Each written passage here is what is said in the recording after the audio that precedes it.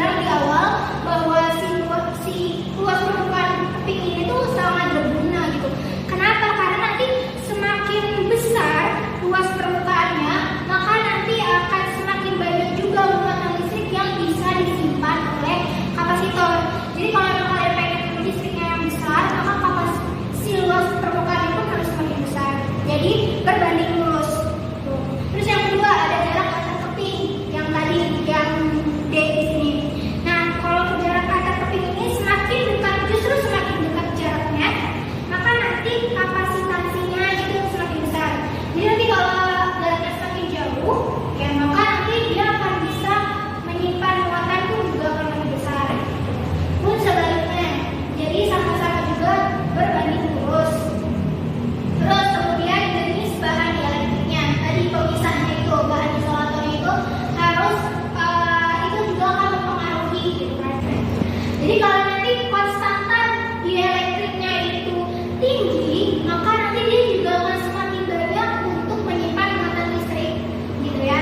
Jadi kalau di sini berbanding lurus semua ya, kalau luas permukaan kepingnya semakin besar, maka nanti dia bisa menyimpan muatan lebih besar.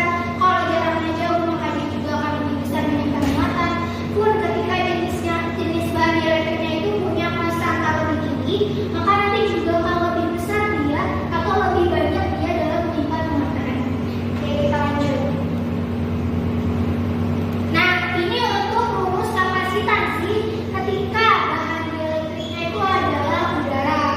Ini bisa teman-teman lihat ya di slide bahwa di sini ada C itu apa? C itu adalah kapasitas atau kapasitas kapasitor yang tadi kapasitansinya yang kita cari.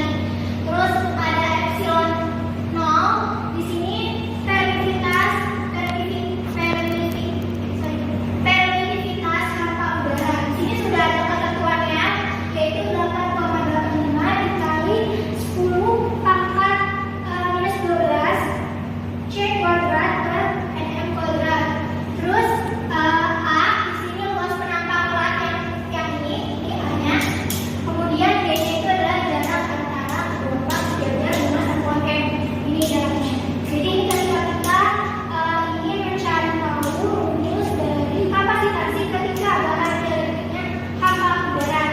Nah, kemudian selanjutnya, lalu bagaimana ketika nanti beda lagi kalau misalnya ada bahan dielektrik tertentu gitu kan? Karena di sini kita bukan cuma pakai udara, bisa juga pakai kertas ataupun bahan lainnya. Itu tinggal masukin aja K-nya di sini. K di sini apa? Konstanta bahan dielektrik. Jadi setiap